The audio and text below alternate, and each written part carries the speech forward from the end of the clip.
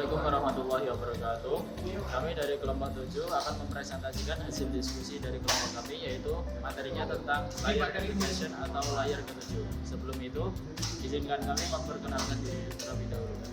Nama saya Ilham Cahaya Saputra dengan 3 digit yang terakhir 097. Nama saya Intan Nur Aini dengan 3 digit yang terakhir 098. Dan saya Talfina Nasya Putri dengan 3 digit yang terakhir 106. Nama saya Gika Ramadan dari digit terakhir 112. Baik, kita langsung masuk ke materi yang pertama, yaitu definisi dan posisi strategis.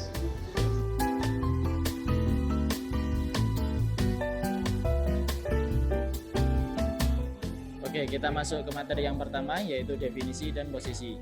Yang pertama, definisi. Application layer atau layer ke-7 merupakan lapisan paling atas dalam model referensi OSI atau Open System Interconnection. Layer ini berfungsi sebagai jembatan yang memungkinkan aplikasi perangkat lunak untuk berinteraksi dengan layanan jaringan. Oke, kita masuk ke subbab yang kedua, yaitu posisi strategis. Layer 7 adalah satu-satunya layer yang berinteraksi langsung dengan pengguna akhir atau end user.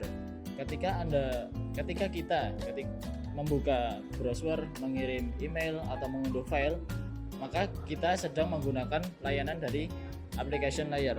Layer ini tidak memproses data teknis jaringan seperti routing atau error correction fisik, melainkan fokus pada makna dan tujuan data dari perspektif aplikasi. Yang selanjutnya itu interface antara user dan jaringan. Application layer menyediakan application programming interface atau API yang memungkinkan aplikasi seperti web browser atau Chrome dan Firefox, email client atau Outlook, Thunderbird, aplikasi mobile atau WhatsApp dan Instagram, software enterprise, SAP, Oracle untuk mengakses layanan jaringan tanpa perlu memahami kompleksitas protokol layer bawah.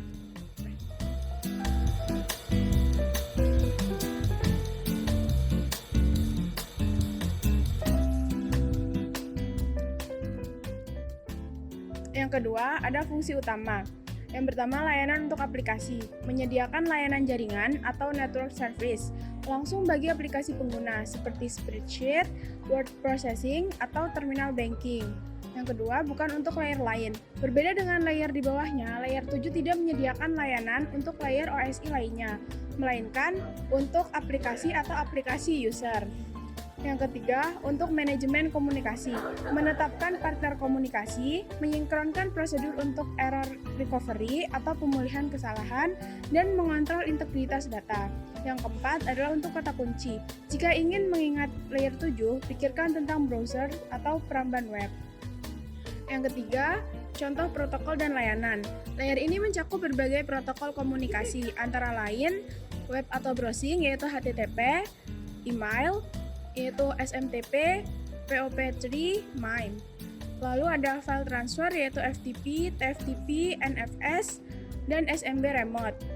Lalu ada akses atau login, ada telnet, rlogin, SSH atau implicit via context remote, dan ada Avenger network. Lalu ada manajemen atau resolution, ada DNS, SNMP, dan BootP. Dan lainnya yaitu NCP, APPC, dan AFP.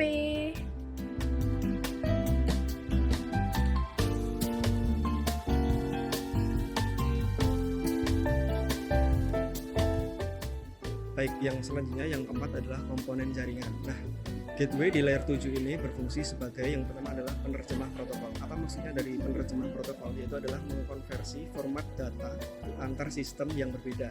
Misalnya dari email ke sistem yang lama, ke format MIME. Lalu yang kedua adalah proxy server. Maksudnya apa? Yaitu adalah menerima request dari klien, memprosesnya, lalu meneruskan ke server tujuan. Lalu yang ketiga adalah firewall aplikasi. Nah, di sini berfungsi sebagai memfilter traffic berdasarkan konten, bukan hanya berdasarkan IP atau port. Lalu yang keempat adalah load balancer aplikasi, yaitu adalah mendistribusikan request HTTP ke beberapa server backend.